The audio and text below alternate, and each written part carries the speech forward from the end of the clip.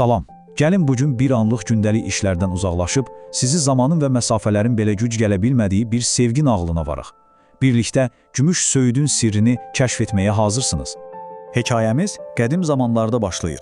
Təsəvvür edin, uca dağların düz ətəyində, qur bulaqların səsi ilə günə oyanan balaca, şirin bir kənd var. Həyatın çox sakit, çox sadə axdığı bir yer. Bax, bizim hekayəmizin qəhrəmanları da məhz burada yaşayırdı. Bu dinc kəndin elə bil ürəyi olan iki uşaq vardı. Araz və Selcan. Onları demək olar ki, heç vaxt ayrı görmək olmazdı. Onların öz dünyası var idi. Kəndin kənarındakı o qoca, müdrik söyüd ağacının kölgəsi. Bütün günlərini orada keçirər, gələcəyə dair xəyallar qurardılar. Onların bu bağlılığı, bu dostluğu kənddə hamının dilində idi. Yaşlılar onlara baxıb gülümsəyərək deyərdilər, bax bunlar sanki bir almanın iki yarısıdır. Həqiqətən də onların uşaqlıq sevgisi o qədər saf, o qədər təmiz idi ki. Amma bilirsiniz də, heç bir nağıl sınaqsız olmur. Bir gün kəndə soyuq bir xəbər yayıldı. Selcanın ailəsi uzaq bir diyara köçməli idi. Bu xəbər sanki Arazla Selcanın o balaca, xəyallarla dolu dünyasını başına yıxdı. Ayrılıq günü gəlib çatanda, Araz Selcanı onların sirli məkanına, söyüd ağacının yanına gətirdi.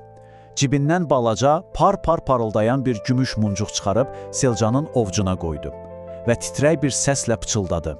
Bu, mənim qəlbimdir. Mən həmişə burada, bu ağacın altında səni gözləyəcək. Selcanın da gözləri dolmuşdu.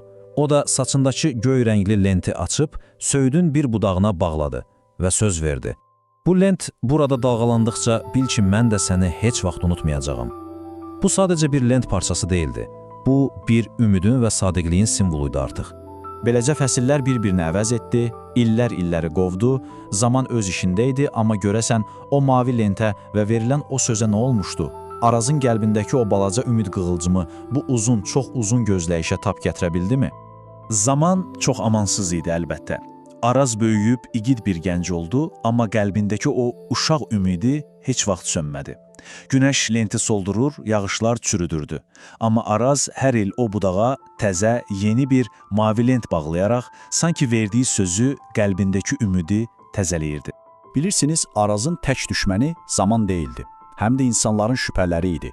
Kənddə hamı ona vəfalı Araz deyirdi. Amma arxada çoxları pıçıldaşırdı ki, bu gözləyiş əbəsdir. Selcan çoxdan onu unudub. Lakin Arazın qəlbindəki inam bütün bu söz-söhbətlərdən qat-qat güclü idi.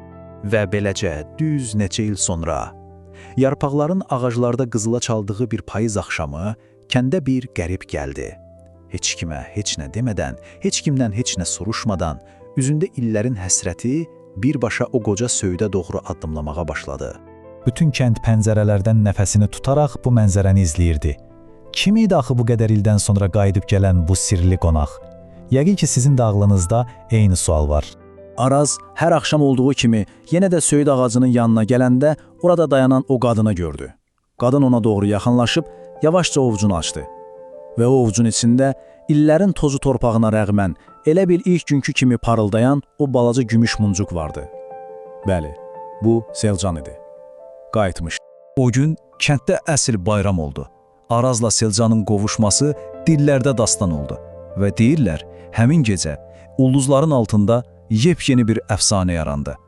Rəvayətə görə onların qovuşduğu həmin gecə o qoca söyüd ağacı heç kimin görmədiyi qeyri-adi bir gümüşü işıqla parıldamağa başlayıb. Sanki ağac da bu sevginin zamana və məsafələrə necə qalib gəldiyinin şahidi olduğuna sevinirdi.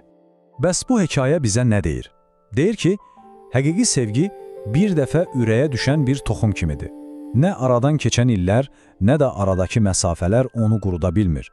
Əksinə, o toxum zamanla böyüyüb, bütün ömrünə işıq saçan möhtəşəm bir ağaca çevrilir. Əslində, bu təkcə Arazla Selcanın hekayəsi deyil. Bu, hər birimizin içindəki ümidin, vəfanın və heç vaxt sönməyən inamın hekayəsidir. İndi bir anlıq düşünün.